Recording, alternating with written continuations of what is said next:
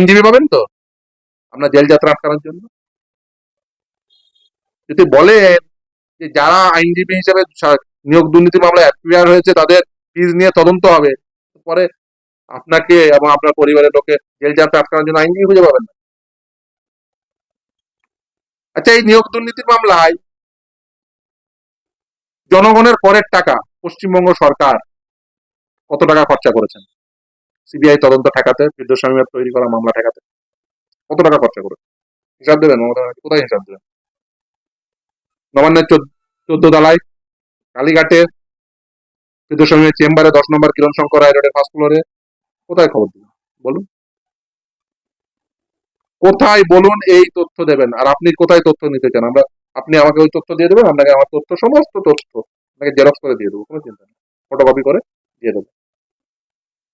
কবে নেবেন? আর ওই তথ্যটা কবে দেবেন? নাহলে আর একটা চ্যালেঞ্জ অ্যাকসেপ্ট করুন, মমতা ব্যানার্জি মাঝে বসবে, মমতা ব্যানার্জি যা প্রশ্ন আমাকে করবে, আর আমার যা প্রশ্ন থাকবে মমতা ব্যানার্জিকে করবো। কোনো কিছু নাই নিয়োগ দুর্নীতি নিয়ে। আমি বলছি 5টা প্রশ্ন করবো, 5টা প্রশ্নের আপনি অ্যান্সার দেবেন। চাইলে আমি আপনার ক্যামেরার সামনে এনে 5টা। আর মমতা ব্যানার্জি বলে দেখ, মমতা ব্যানার্জি ফিরদৌস শামীমকে কি কি প্রশ্ন করতে চাই। আজকের কথাগুলো বলতে হচ্ছে, আমি কোনো উন্নতি কথা থেকে এই কথাগুলো বলছি, কোনো দরকারই পড়তো না এই সমস্ত কথা বলা, যদি না তারা এই সমস্ত কথা তারা বলতেন।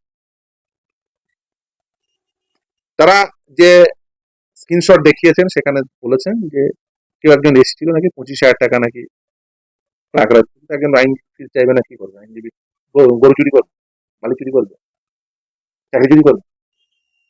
আইনজীবী কত টাকা আয় করতে পারে, আইনজীবী কত টাকা ফিজ হতে পারে, তার একটা নমুনা পাওয়ার জন্য আমরা কয়েকটা উদাহরণ। দিল্লির এক সুপ্রিম কোর্টের আইনজীবীর স্ত্রী দিল্লিতে গল্ফ লিঙ্কে একটা বাংলো কিনেছে যার দাম হচ্ছে 160 কোটি টাকা, এবং সেই আইনজীবী এই মামলায় অ্যাপিয়ার করে। শাসক দলেরও আইনজীবী রয়েছে, এবং তিনি অত্যন্ত ভালো আইনজীবী, আমি ব্যক্তিগতভাবে তাকে শ্রদ্ধা করি আইনজীবী হিসেবে। তিনি এবারে তিনি ইলেকশনে, এই লোকসভা ইলেকশনে তিনি কন্টেস্ট করেছেন এবং তার এভিডেভিট দিয়েছেন। তিনি এভিডেভিট দিয়ে বলেছেন তার আয় কত।